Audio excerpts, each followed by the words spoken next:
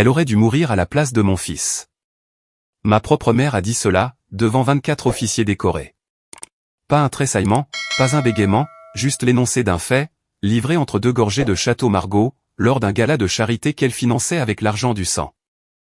Puis, elle a tapoté ses ongles laqués de rouge contre le cristal, sa voix dégoulinant comme un rasoir trempé dans le miel. « Vas-y, princesse. Dis à ces messieurs ton mignon petit indicatif, de ton escouade d'hélicoptères. Je suis sûr que c'est quelque chose d'adorable. Ce qu'ils utilisent à la radio, quand tu pleures et supplies pour rentrer à la maison. 24 hommes. Portant assez de médailles pour blinder un navire de guerre, on rit.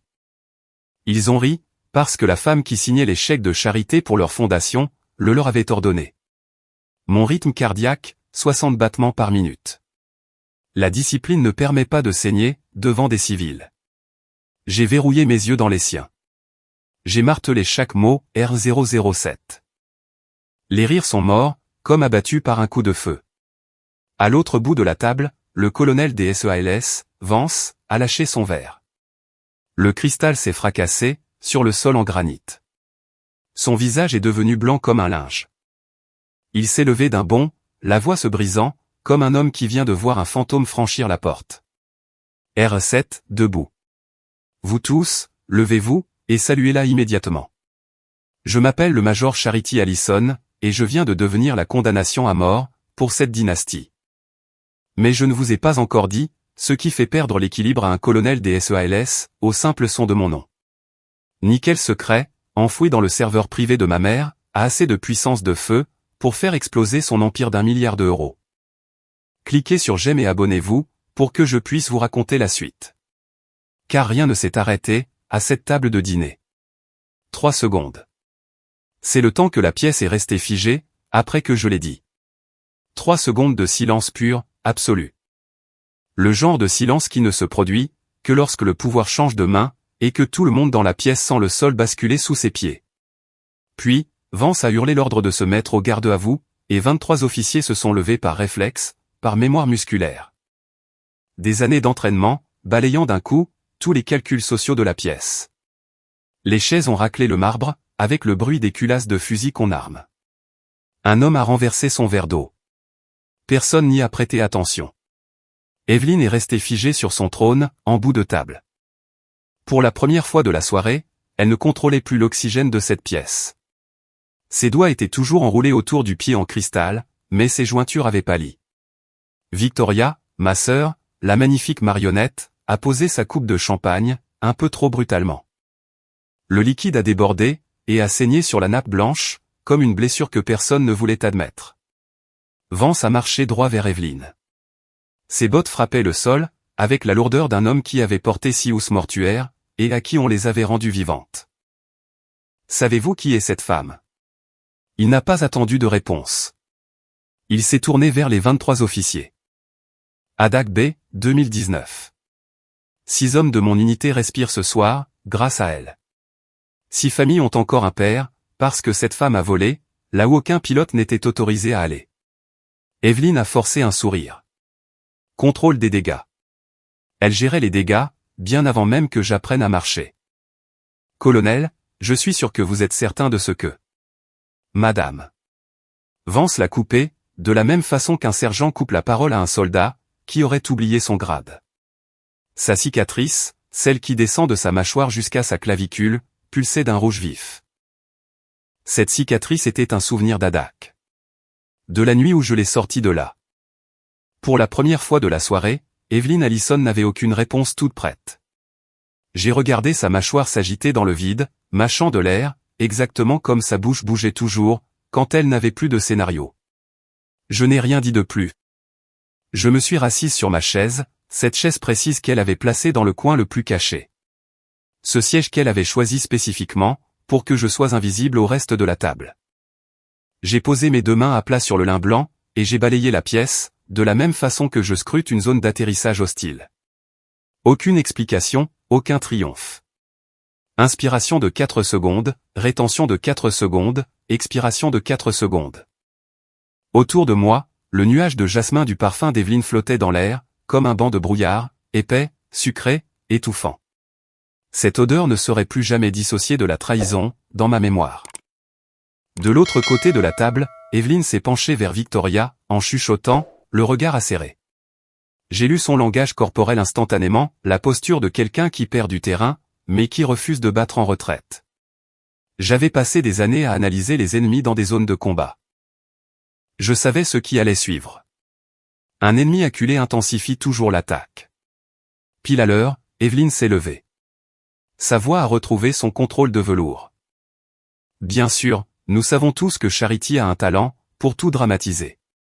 Elle a souri à la foule, cherchant la seule arme qui lui restait, la manipulation psychologique, transformant son humiliation publique en la crise émotionnelle, d'une fille instable. Quelques officiers se sont regardés, incertains. Ceux qui ne savaient pas, ceux qui n'avaient pas été à Adak. Mais Vance ne s'est pas rassis. Il est resté debout, comme un mur, entre le récit d'Evelyn et la vérité. Victoria m'a fixé, avec une expression que je n'avais jamais vue chez elle auparavant. Pas seulement la haine habituelle, pas seulement le ressentiment de me voir fuir la machine familiale, alors qu'elle était restée pour se faire broyer par elle. Il y avait quelque chose en dessous de tout ça, de la peur. Et pas la peur de moi. La peur d'elle-même, de ce qu'elle commençait à comprendre, sur la femme qui avait façonné toute sa vie. Puis, le téléphone d'Evelyn a vibré sur la table. Elle a baissé les yeux vers l'écran, et son expression a changé d'une fraction de millimètre, juste pendant une demi-seconde. Mais une demi-seconde, c'était tout ce dont j'avais besoin. J'avais été entraîné à repérer une cible qui cligne des yeux, à 200 mètres, à travers une lunette de visée. La notification disait « Département informatique, initiez le protocole ce soir ». Il y avait quelque chose dans ce serveur, quelque chose qu'elle devait effacer, avant le lever du soleil. Devoir, honneur, patrie. Les mots de MacArthur ont traversé mon crâne, comme un ordre de combat. Ces 3 mots m'avaient gardé saine d'esprit, à travers l'opération de la mer de Bering, à travers Adak. À travers 3 années à manger la nourriture de la cantine et à dormir dans des quartiers partagés, après avoir été effacé d'une famille milliardaire. Pas ce soir. Pas ici. Patience tactique. Le genre de patience qui gagne des guerres, au lieu de simples disputes. Je me suis levé lentement, j'ai ajusté mon col d'un geste précis, chaque millimètre étant délibéré, exactement comme j'ajuste mon harnais de vol, avant une mission nocturne. Ce petit acte était, en soi, une déclaration. J'ai regardé directement dans les yeux d'Evelyn, la voix assez basse, pour que nous seuls puissions l'entendre. Merci de m'avoir invité ce soir. Rien de plus. Je me suis retourné, et je suis sorti. Chaque pas était mesuré et régulier, une cadence de terrain de parade sur le marbre. Derrière moi, j'ai entendu Vance murmurer, à l'officier à côté de lui, mémoriser son visage. Dans ma poche, mes doigts ont tapé un message codé, destiné à Victor Crawford, le général de 67 ans, qui veillait sur moi dans l'ombre depuis des années, tenant ainsi une promesse faite à mon père décédé. Elle a quelque chose sur le serveur. Effacement des données ce soir. Besoin de te voir maintenant. Je me suis assise dans la voiture, moteur éteint, sur le parking de l'hôtel. Un silence si épais, que je pouvais entendre mon propre sang pulser. J'ai sorti la photographie de mon portefeuille, le même rituel chaque fois qu'Evelyn apparaissait dans ma vie, et j'en ai déchiré un autre morceau. Michael dans le cockpit. Ce sourire qu'il portait comme une armure par balle, cachant la mâchoire crispée en dessous. La mâchoire qu'il serrait parce qu'il avait été blessé à Bering, sans jamais me dire à quel point, pensant qu'il me protégeait. Il avait tort. Au dos, son écriture, des lettres majuscules militaires, celle d'un homme qui écrivait vite, car il ne savait jamais quelle lettre serait sa dernière. Toujours juste, Char. Le souvenir m'a frappé, avant que je ne puisse l'arrêter. Cet hiver-là, la défense radar, le long de la chaîne de Bering, s'était effondrée, lors d'une tempête arctique extrême. L'équipe de 6 SEALS de Michael était piégée, sous une plateforme de glace. Communication coupée, la fenêtre d'extraction se réduisant de minute en minute. La tour de commandement a émis une interdiction de vol absolue. Tous les aéronefs à voilure tournante étaient cloués au sol. La raison officielle, condition impossible pour un vol en toute sécurité. La véritable raison, que je n'ai apprise que des années plus tard, quelqu'un était intervenu, en dehors de la chaîne de commandement militaire. Un appel téléphonique, provenant d'un civil avec suffisamment d'argent pour forcer des généraux à l'écouter, afin de garder chaque appareil sur le tarmac, assez longtemps pour que la mission échoue. Je m'étais arraché le casque, je n'avais pas attendu le deuxième refus. J'avais lancé l'hélicoptère furtif dans un plongeon d'altitude mortel, fonçant droit à travers l'espace aérien hostile, dans le blackout arctique. Aucun ailier, aucune autorisation, aucune permission d'aucune sorte. Juste une vérité simple et irréductible, mon frère était en train de mourir sous la glace. Et j'étais le seul pilote assez fou pour voler. Quand les portes de la soute se sont arrachées pour s'ouvrir, ces hommes sont montés un par un. Gelés, brisés, en hypothermie, s'accrochant au treuil de sauvetage, avec des doigts qui ne pouvaient plus se plier. Michael était le dernier. Le sang détrempait toute sa combinaison de vol, ses lèvres avaient la couleur d'une échymose d'une semaine. Il m'a regardé à travers la vitre du cockpit, pendant que je le hissais à bord. Tu es venu. Toujours. À l'intérieur du cockpit, les larmes ont coulé sur mon visage, sans un bruit. La première et unique fois au cours d'une mission. Le genre de pleurs que votre corps fait sans votre permission, et que vous laissez arriver, car les arrêter coûterait plus d'énergie que vous n'en avez. J'avais juré, ce soir-là, plus jamais. Je ne perdrai plus jamais quelqu'un, parce qu'un appel téléphonique d'un civil prenait le pas sur la vie d'un soldat. Quand nous étions enfants, avant les uniformes, les guerres et les mensonges, Michael et moi construisions des maquettes d'hélicoptères, sur la véranda arrière du domaine Allison.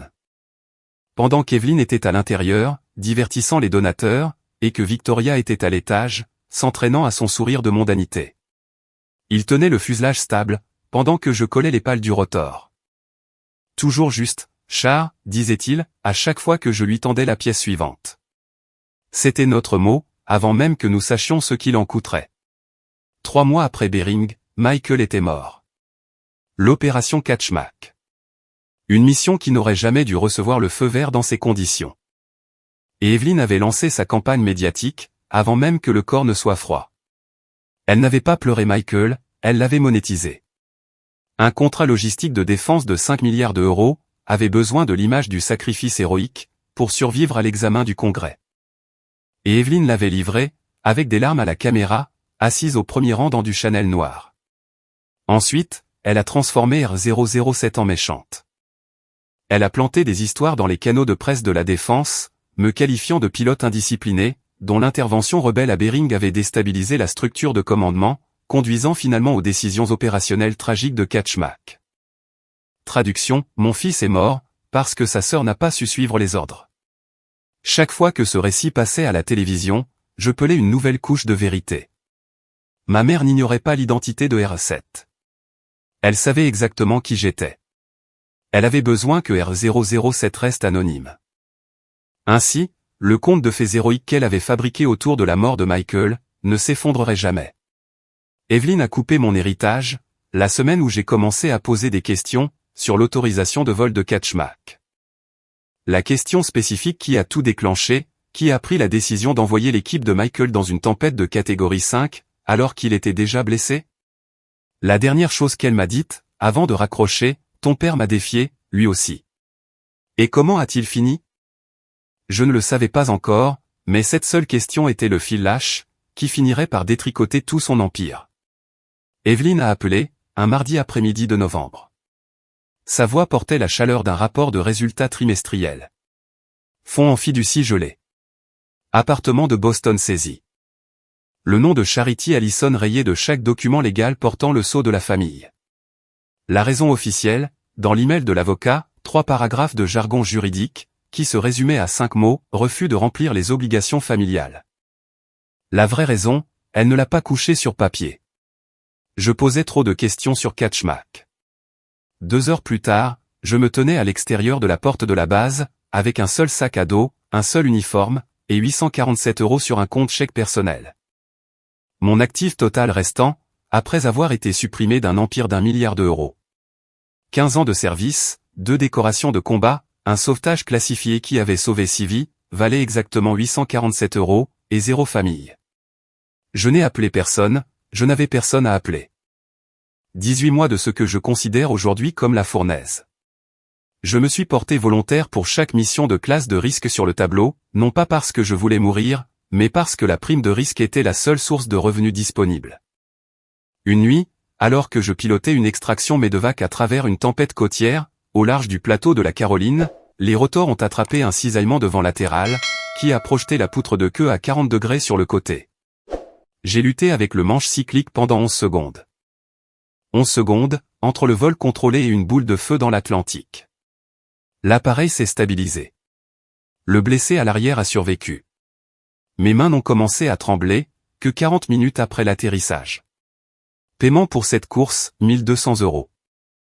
J'ai déposé le chèque, et j'ai mangé des œufs en poudre à la cantine, pour le dîner. Chaque chèque de paie était divisé en 3. Toujours le même rituel, dépenses courantes, compte d'investissement, et un fonds que j'avais étiqueté, légal, dans mon tableur. Un trésor de guerre, dont je ne pouvais pas encore expliquer le but. Je savais juste que si le jour venait, où la mort de Michael devait être traînée à la lumière du jour, je n'entrerais pas dans un tribunal avec les poches vides et sans munitions. La discipline m'avait appris ceci, on ne se prépare pas pendant la tempête. On se prépare quand tout est calme. Et c'était calme. Le genre de calme qui survient, quand chaque personne censée vous aimer, a cessé de vous appeler. Le samedi, je m'asseyais dans la bibliothèque de la base, lisant des livres d'investissement écrits pour des gens qui avaient de l'argent. Je n'en avais presque pas. Mais j'avais du temps, de la discipline, et le genre de patience que l'on développe, quand on a passé des quarts de 12 heures dans un cockpit, à attendre un signal d'extraction qui pourrait ne jamais venir. J'ai ouvert un compte de courtage avec 400 €, et j'ai commencé à acheter des fonds indiciels, de la même façon que certains achètent des billets de loterie. Sauf que je ne jouais pas. Je construisais une ligne de ravitaillement, pour une guerre qui n'avait pas encore commencé. La pire nuit de ces 18 mois, ne fut pas celle où j'ai perdu l'argent. La pire nuit, ce fut ce magazine sur la table de la cantine. Quelqu'un l'avait laissé ouvert à la page 34. Evelyn Allison. Robe en velours noir, sourire prêt pour les caméras, des perles qui coûtaient plus cher que mon salaire annuel, nommé maire entrepreneur de l'année lors d'un gala philanthropique à Manhattan.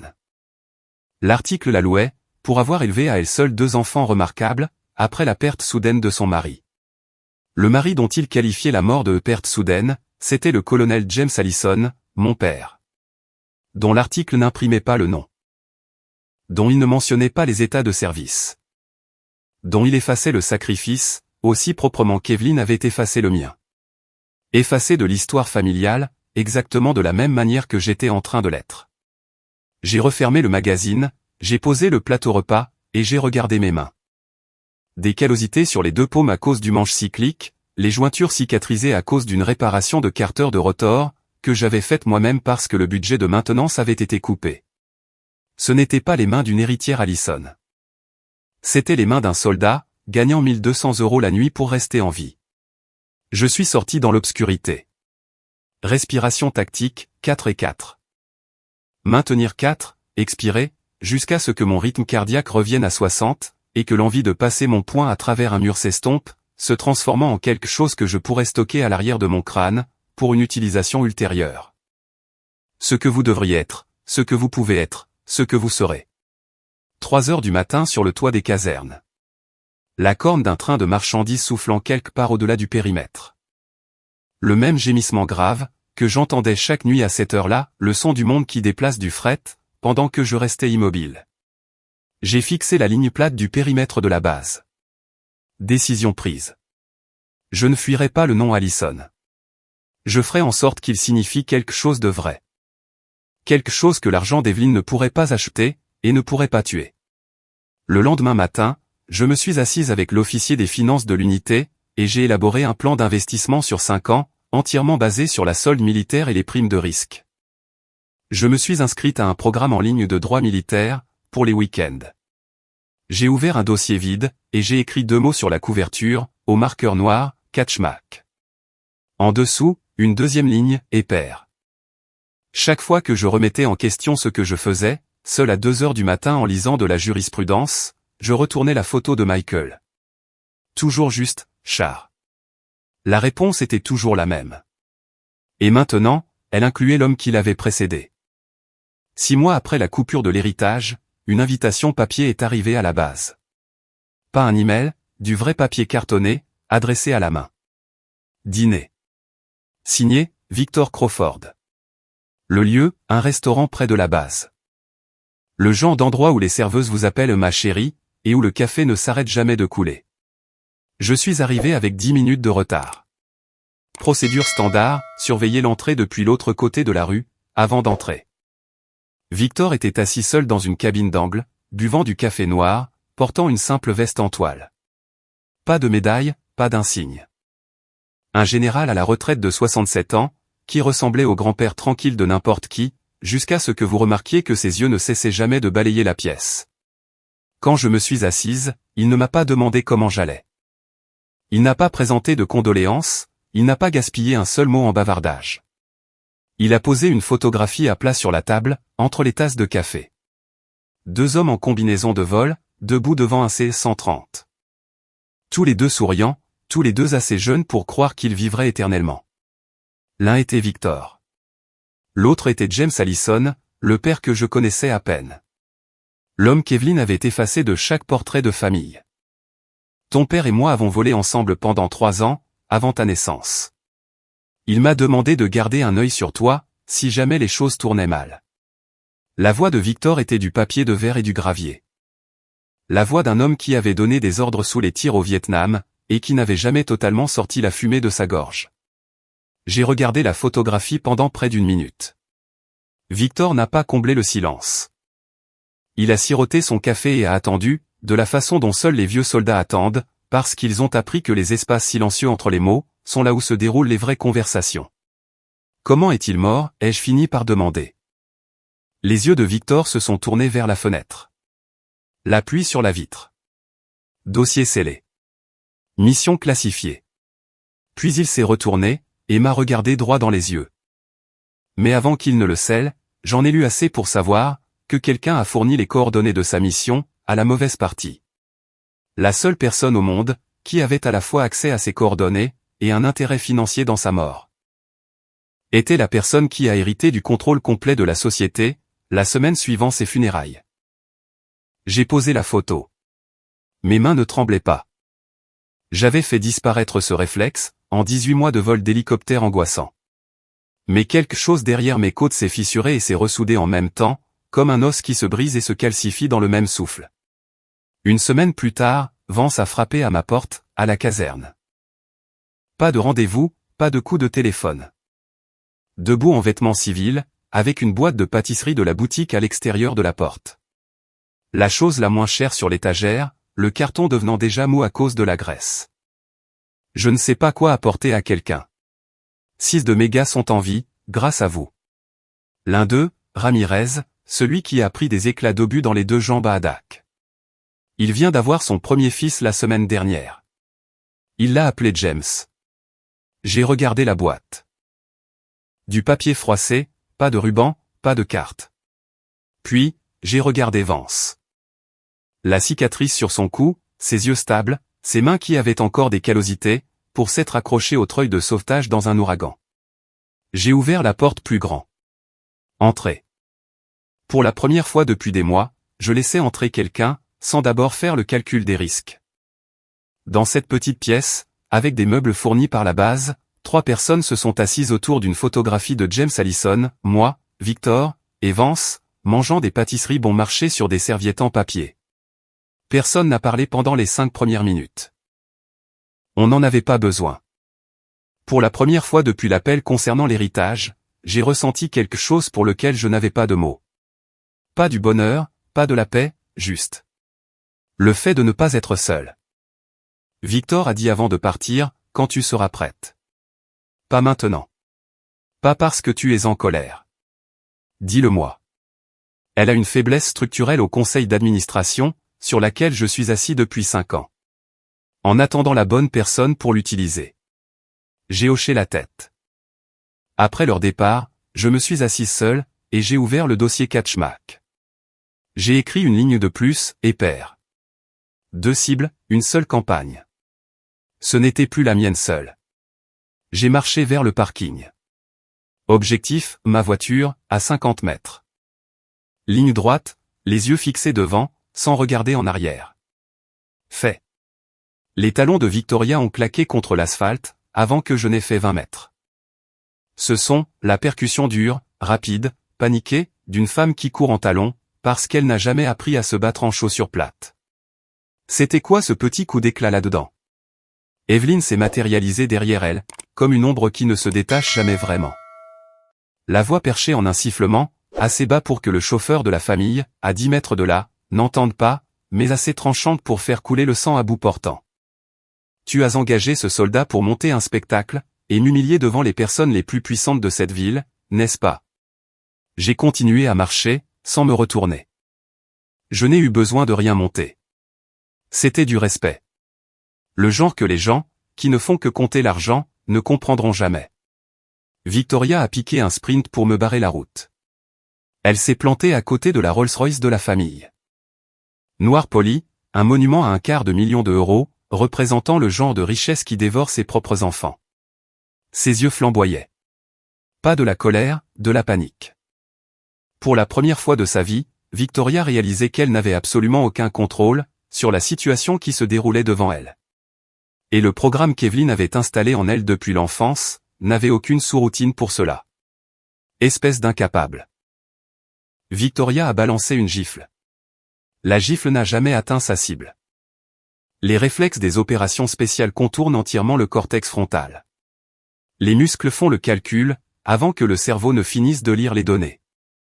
J'ai attrapé le poignet de Victoria au milieu de son arc de cercle, j'ai fait pivoter l'articulation contre son axe naturel, j'ai verrouillé son bras dans son dos, et j'ai pressé son corps à plat contre le panneau latéral de la Rolls-Royce.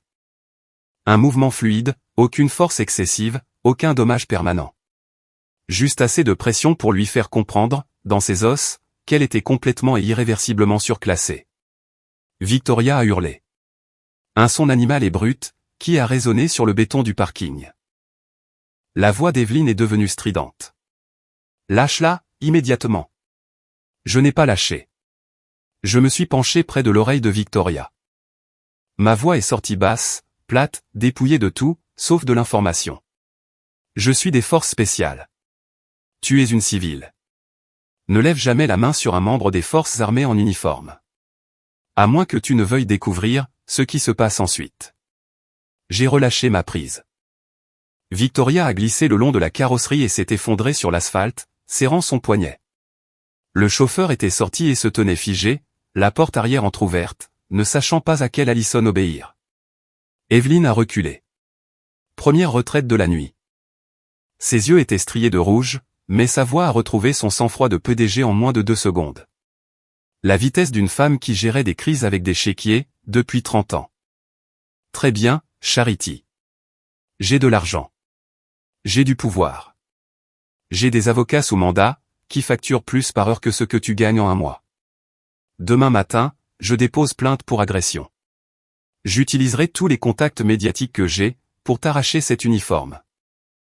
Et t'enterrer dans une cellule fédérale. Ce n'était pas une menace sous le coup de l'émotion. C'était un scénario qu'elle avait préécrit.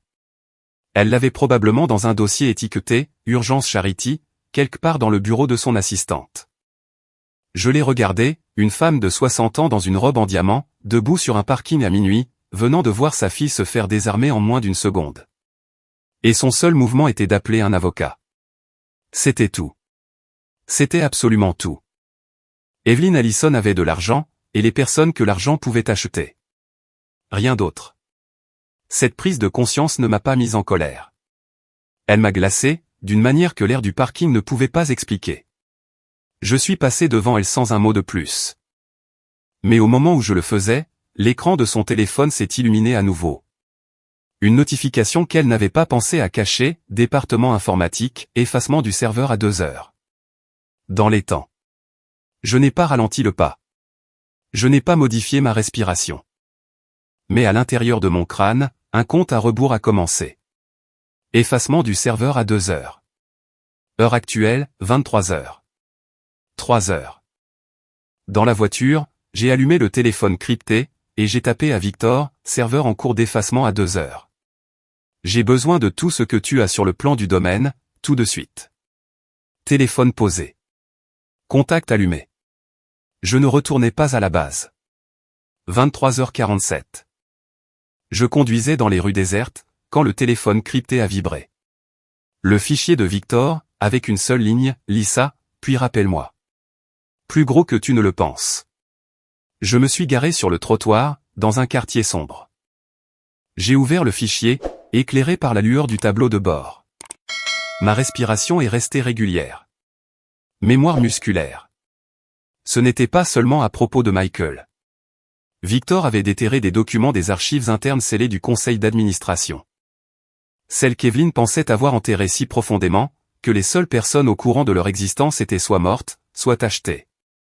Il y a 15 ans, lorsque James Allison séparait discrètement ses actifs personnels du contrôle corporatif d'Evelyn, la première étape d'un divorce qu'elle ne permettrait jamais, il avait envoyé une copie des documents de séparation financière à Victor, en tant que témoin légal. La semaine suivante, les coordonnées de la mission classifiée de James ont été divulguées à un gouvernement hostile. L'embuscade l'a tué, lui et 2 autres soldats. La seule personne au monde, qui avait accès à la fois aux documents de séparation des actifs, et aux renseignements de la mission classifiée, Evelyn Allison. Elle avait fait tuer son mari, pour garder la société intacte. Puis, 15 ans plus tard, elle a recommencé. Michael. L'opération Catchmack. Un virement bancaire de 2 millions d'euros, à un commandant régional corrompu. Même schéma, même mobile, même femme. Je n'ai pas rappelé Victor immédiatement. Je suis resté assise dans la voiture, les 2 mains sur le volant, sans bouger pendant exactement 4 minutes et 17 secondes.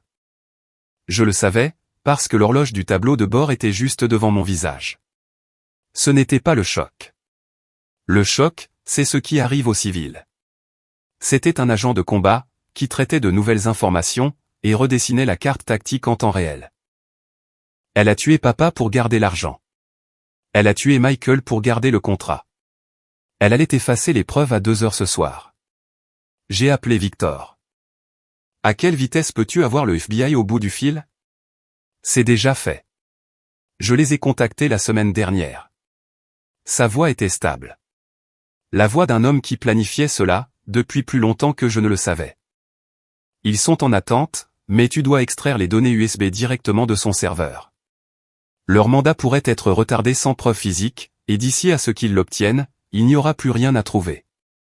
Envoie-moi le plan du domaine. Victor l'a envoyé. J'ai étalé les plans sur la colonne de direction, lisant à la lumière de ma lampe stylo tactique. Le domaine Allison. 6 caméras infrarouges. Des cycles de balayage de 40 secondes. Serrure biométrique sur le bureau principal, combinaison empreinte digitale et reconnaissance faciale. 4 gardes de sécurité privés. L'équipe de nuit se réduisait à 2 après 1 heure. Je connaissais déjà chaque centimètre de cette configuration. J'avais grandi dans cette maison. J'avais l'habitude de ramper par l'entrée de service de la cuisine, pour sortir en douce après le couvre-feu. Evelyn n'avait jamais imaginé que la personne la plus dangereuse de son monde était la fille qui se cachait autrefois derrière le garde-manger, pour éviter les leçons de piano. Horloge, minuit 5. Moins de 2 heures, avant que le serveur ne dévore tout. J'ai appelé Vance. Portail est. Véhicule banalisé. Sois juste là. Il n'a posé aucune question. 5 minutes, dans une chambre de motel bon marché près du domaine. Je me suis changé en équipement tactique noir.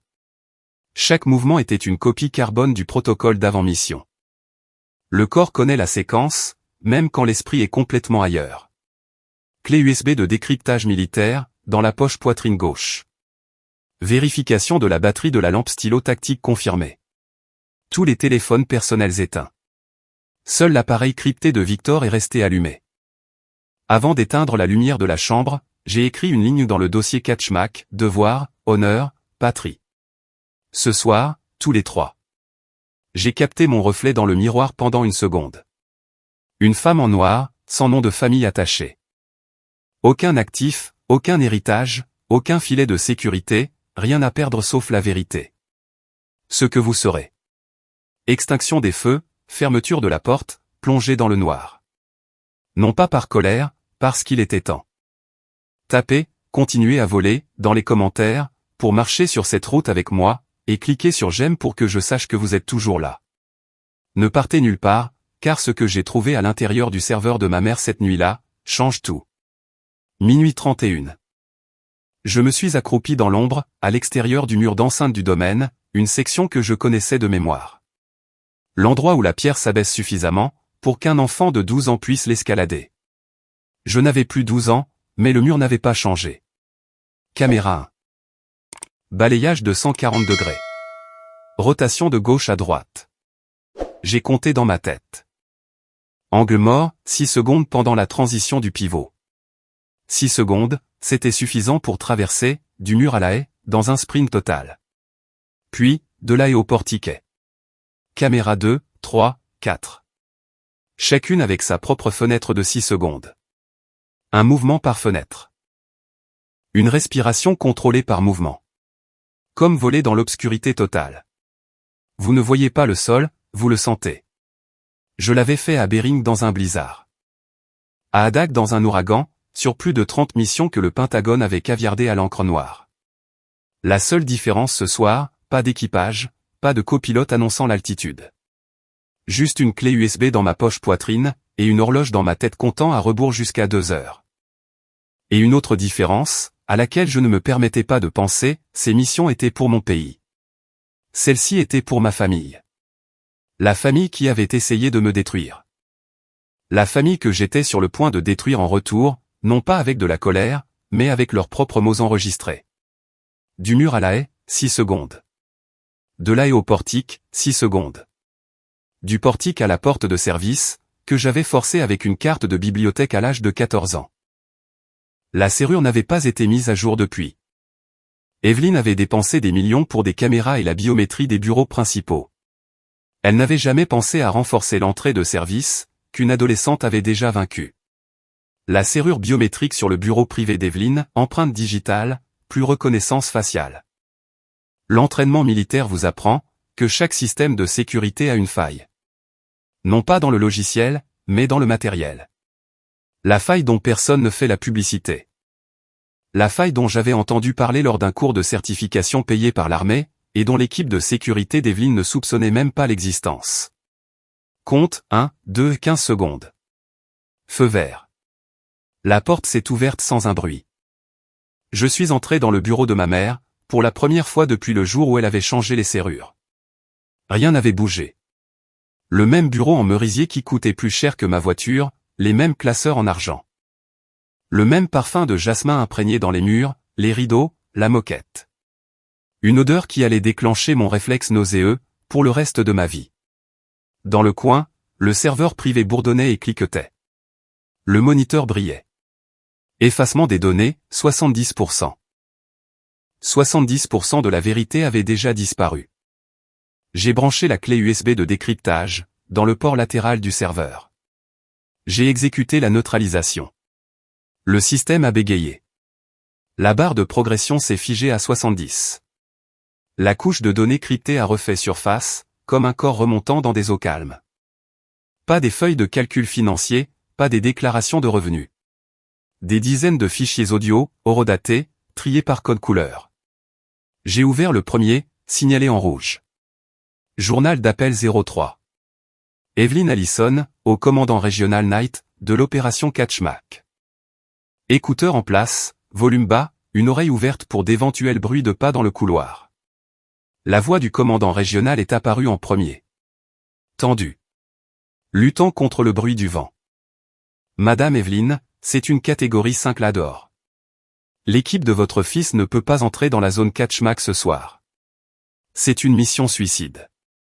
Puis, la voix de ma mère. Pas la voix tremblante, étouffée par les larmes, qu'elle jouait sur ce NN. Sa vraie voix, celle qu'elle utilisait derrière des portes closes, quand les caméras étaient éteintes et que le chéquier était ouvert. Froide, plate, chirurgicale. Je viens de virer 2 millions d'euros sur votre compte offshore. La société Allison a besoin d'images de combat, montrant l'équipe de mon fils accomplissant l'objectif de Catchmack, avant l'ouverture des marchés. Faites-le voler. Le commandant, craquant, Michael est toujours blessé depuis Bering. Il demande formellement l'annulation de la mission. Evelyne, sans hésitation, la dynastie Allison ne fait pas de place pour les poids morts. Faites-le voler. Considérez cela comme un ordre, venant de l'argent lui-même. Je suis resté immobile dans l'obscurité, les écouteurs dans les oreilles, écoutant l'enregistrement de ma mère ordonnant la mort de mon frère, avec sa propre voix, sur son propre serveur, stockés à côté des reçus de virements bancaires. Mes mains étaient stables, ma respiration était régulière, mais quelque part derrière mon sternum, dans cet endroit où les gens gardent les choses qu'ils ont refusé de ressentir pendant des années, quelque chose s'est brisé et s'est déversé, comme le carburant d'un réservoir rompu. Pas du chagrin, pas de la rage. Quelque chose de plus vieux que les deux, la compréhension finale, irréversible, que la femme qui m'avait porté pendant 9 mois, avait calculé la valeur en euros de la vie de son propre fils, et avait trouvé le chiffre acceptable. J'ai fait défiler le répertoire de fichiers. D'autres enregistrements. Journal d'appel, Evelyne discutant de l'intervention radar à Bering avec un lobbyiste de la défense. Journal d'appel 011, une conversation avec un banquier offshore, concernant le paiement de l'assurance vie de James Allison, réalisé 3 jours avant sa mission. 3 jours avant. Elle avait appelé la banque avant même que le corps ne soit froid, parce que le corps n'était pas encore froid. Elle l'avait planifié longtemps à l'avance. Barre de progression de copie sur l'écran. 84%. 85%. À 90 secondes de la fin, l'alarme a hurlé à travers la maison. Capteur de mouvement de secours. Un modèle qui ne figurait pas sur les plans de Victor, probablement installé après mon départ. 4 paires de pas lourds martelaient le couloir. Je n'ai pas retiré la clé USB. J'ai levé les 2 mains à hauteur des épaules, posture standard non hostile, mais mes yeux sont restés fixés sur l'écran. Copie à 94%. 95%. La porte s'est fracassée.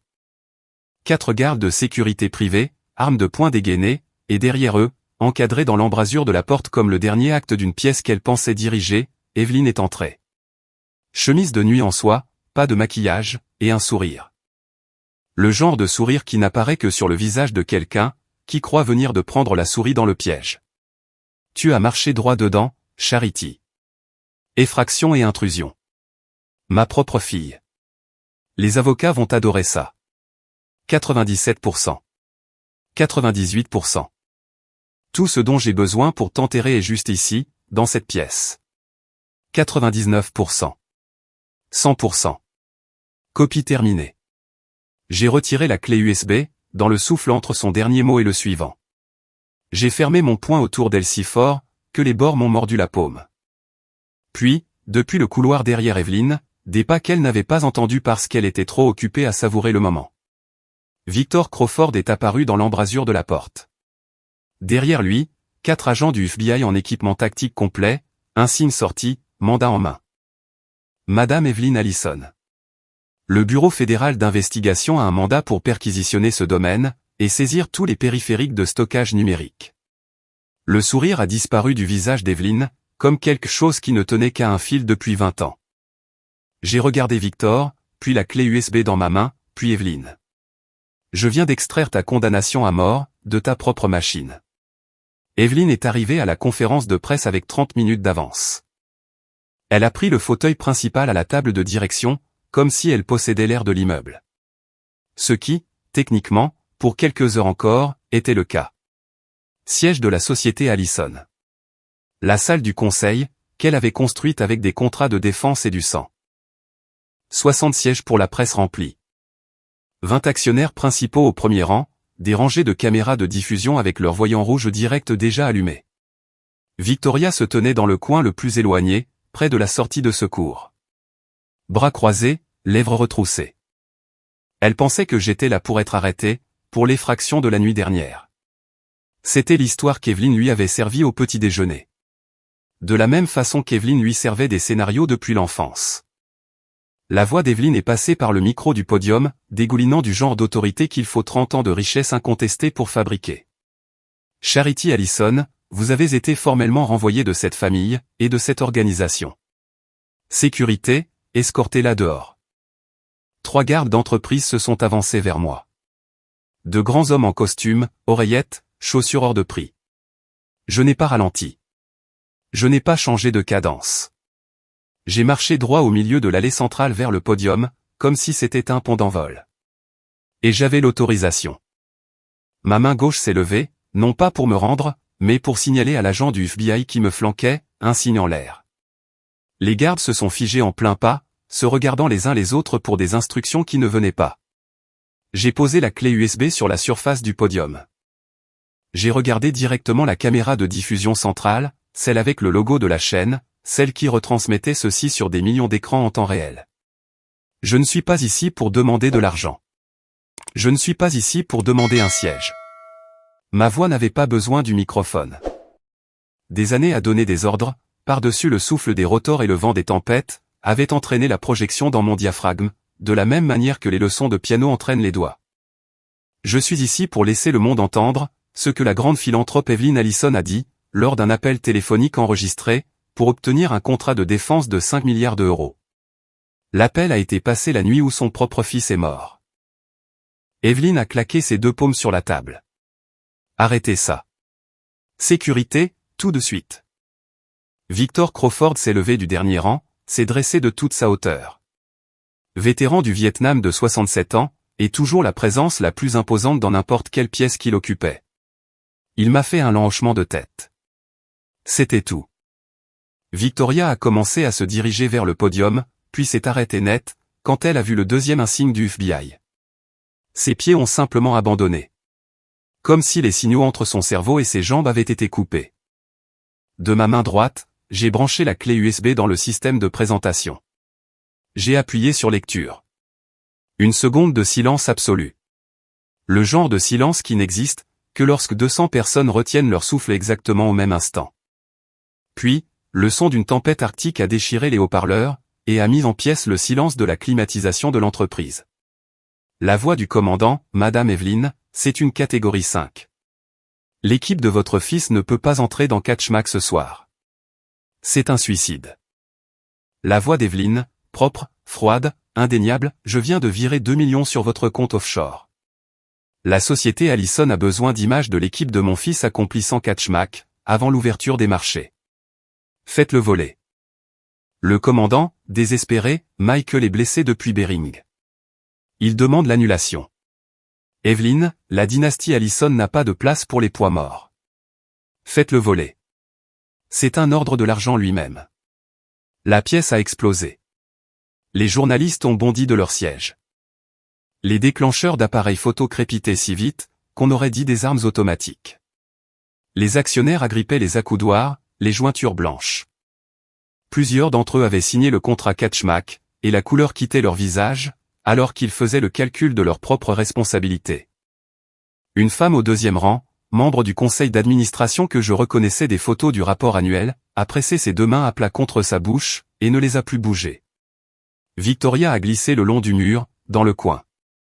Ses deux mains pressées sur son visage, son corps se repliant sur lui-même, comme un bâtiment s'effondrant depuis ses fondations.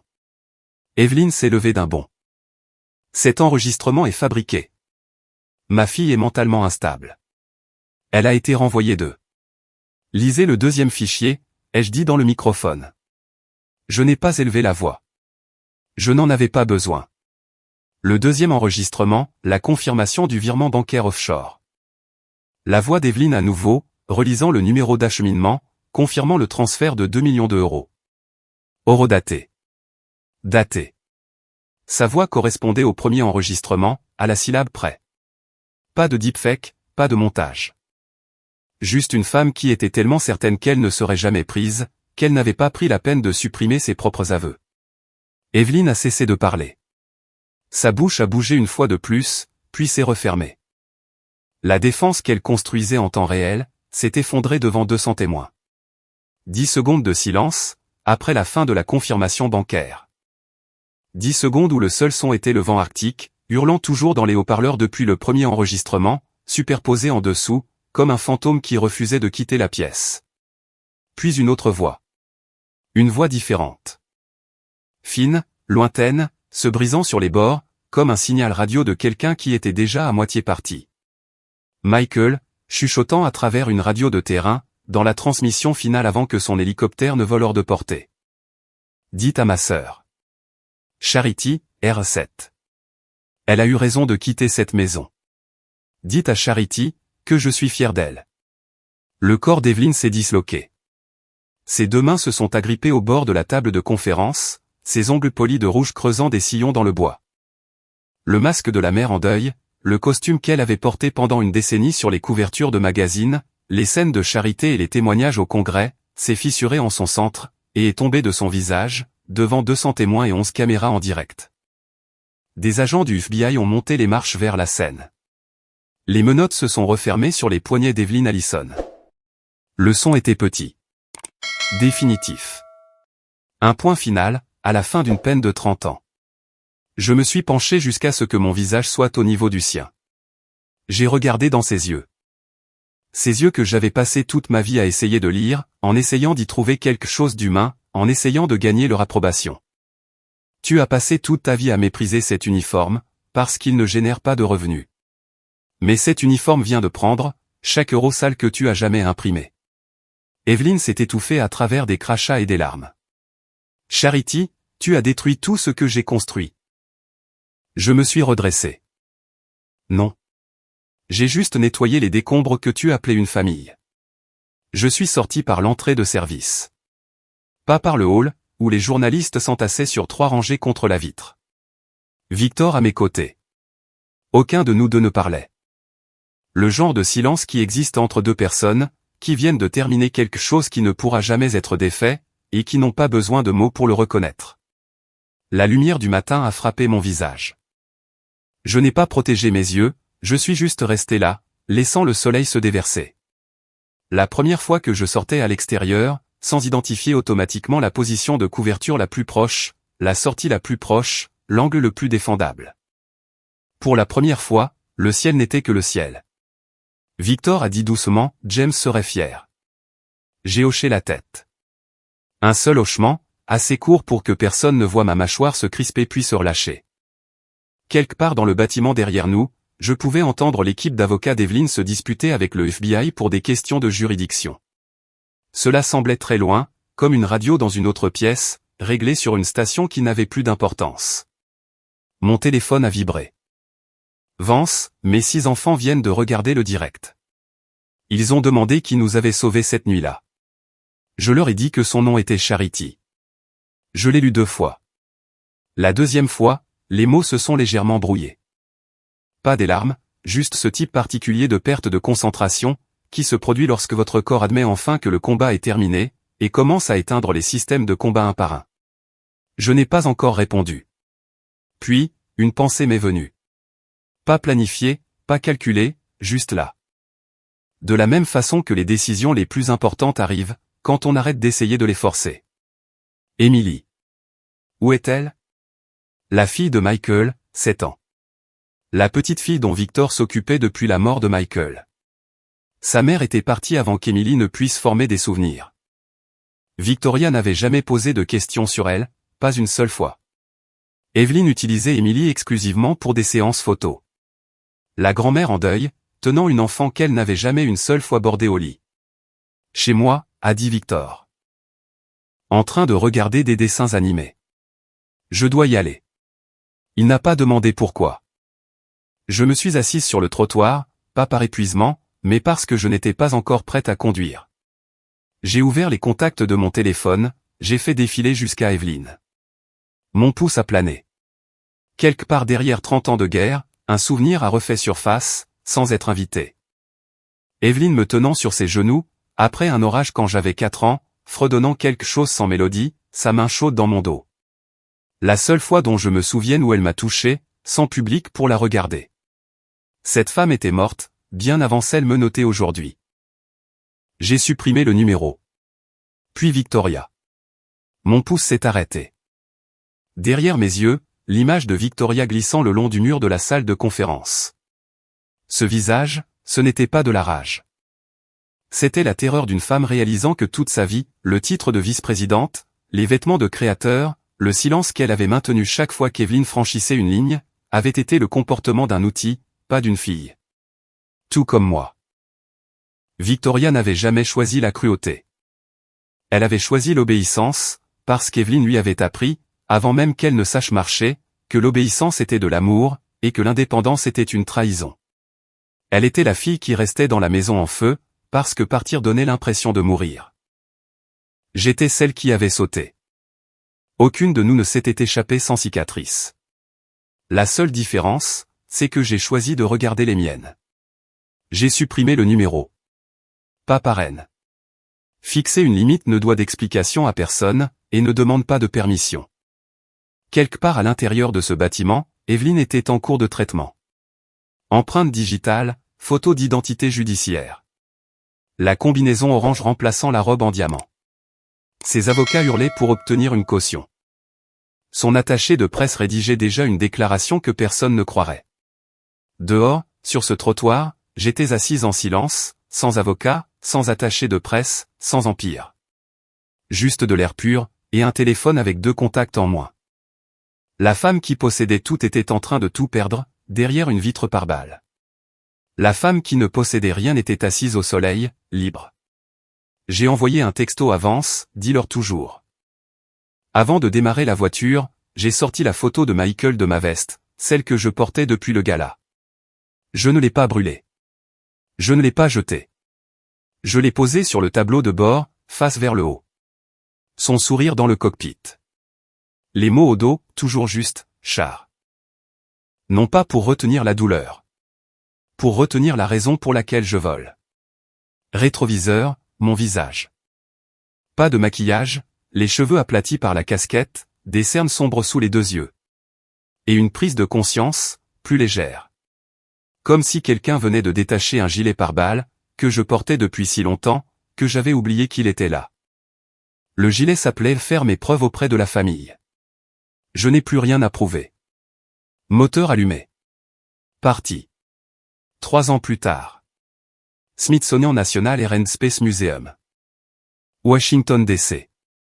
Je me tenais sous le dôme en verre de l'atrium, regardant vers le haut, vers l'hélicoptère furtif suspendu au câble du plafond. L'appareil que j'avais piloté à Bering, à Adak.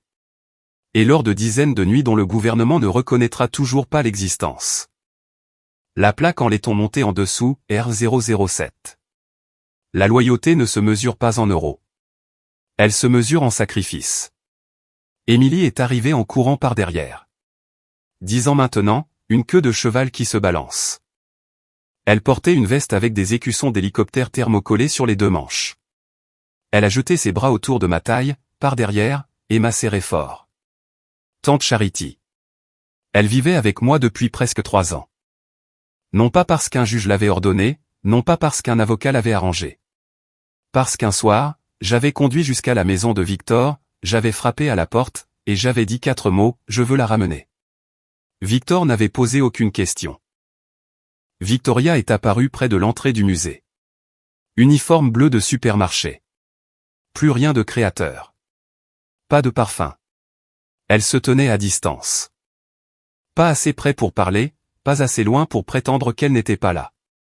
Elle ne s'est pas excusée, n'a rien demandé. Elle a juste regardé Émilie, avec les yeux d'une femme qui comprend que certaines portes se ferment définitivement, et que se disputer avec la serrure n'aidera pas. J'ai regardé Victoria pendant une seconde, puis je me suis retourné vers Émilie. Ni pardon, ni oubli. Juste la reconnaissance du fait, que certaines personnes ne choisissent jamais de se sauver elles-mêmes. Et il n'y a aucune force sur Terre, qui puisse faire ce choix à leur place. L'échymose sur le poignet de Victoria, de cette nuit sur le parking, avait guéri depuis longtemps. Mais je pouvais voir maintenant, que la vraie blessure de Victoria n'avait jamais été sur son poignet. Émilie a fouillé dans son sac à dos, et a sorti une vieille couverture de journal intime en cuir. La reliure était craquelée, cassée. Le genre d'objet qui a été tenu trop de fois, par des mains qui serraient trop fort. Grand-mère a dit à son avocat de te donner ça, avant de mourir. Elle a dit qu'elle était désolée. Evelyn Allison était morte d'un accident vasculaire cérébral, dans une prison fédérale, il y a 6 mois. Pas de service public, pas d'éloge funèbre. La société Allison avait déposé le bilan, dans la première année suivant le scandale. Plus rien pour quoi se battre. Plus rien à hériter. Plus rien du tout. J'ai ouvert le journal à la dernière page.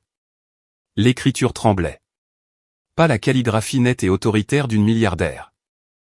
Le gribouillage tremblant, d'une femme qui a finalement manqué de gens à acheter, et de murs derrière lesquels se cacher. Tu m'as appris que l'argent ne peut pas acheter une vie. Ma tempête est passée. Je suis désolé. Je l'ai lu, j'ai fermé le journal. Je suis resté immobile le temps d'une respiration, puis je l'ai glissé dans le sac à dos d'Émilie. Garde-le, ma chérie. C'est le souvenir de ta grand-mère. Émilie m'a tiré la main. Oncle Vance m'a envoyé un message. L'armée vient de terminer un nouvel hélicoptère. Ils n'utilisent plus les numéros de code habituels. Ils l'ont nommé RZ-007. J'ai levé les yeux à travers le dôme de verre. Une formation d'hélicoptères fendait le ciel de Washington, coupant à travers la lumière du matin, nette et absolue. 4 appareils en formation diamant, leur rotor accrochant la lumière du soleil. Le son nous parvenant à travers la vitre du musée, comme un tonnerre lointain qui ne porte aucune menace. Juste de la puissance. Juste un but. Autrefois, les gens utilisaient R007 pour se moquer de moi. La fille jetée hors de la dynastie, parce qu'elle ne voulait pas être une génératrice de revenus. Ils avaient transformé mon indicatif en une blague, lors d'un gala de charité, pendant qu'une femme en robe de diamant riait, et que 24 hommes riaient avec elle. Parce que c'est ce que l'argent achète, des rires sur commande. Maintenant, des aéronefs portent cette désignation, comme un serment. Non pas à cause de moi, mais à cause de ce que l'indicatif a prouvé, que certaines choses ne peuvent pas être achetées, ne peuvent pas être simulées, et ne peuvent pas être tuées, par des personnes qui ne comprennent que le langage de l'argent. Émilie est restée silencieuse. Tante Charity, on pourra revenir ici l'année prochaine? J'ai posé ma main sur son épaule. Pour la première fois depuis plus d'années que je ne peux compter, je n'ai pas fait de calcul, je n'ai pas évalué, je n'ai pas compté ma respiration. Chaque année, ai-je dit, chaque année nous reviendrons ici. Je n'ai rien d'autre que la vérité, et c'est uniforme. Mais c'était suffisant, pour tout reconstruire. Si cette histoire a touché quelque chose en vous, cliquez sur j'aime et abonnez-vous, et dites-moi qui est devenu votre famille, même si vous ne partagez pas le même sang.